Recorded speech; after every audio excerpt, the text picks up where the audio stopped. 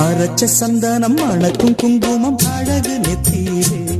ஒரு அழகு பெட்டகம் புதிய புத்தகம் சிரிக்கும் பந்தலிலே முழு சந்திரன் வந்தது போல் ஒரு சுந்தரி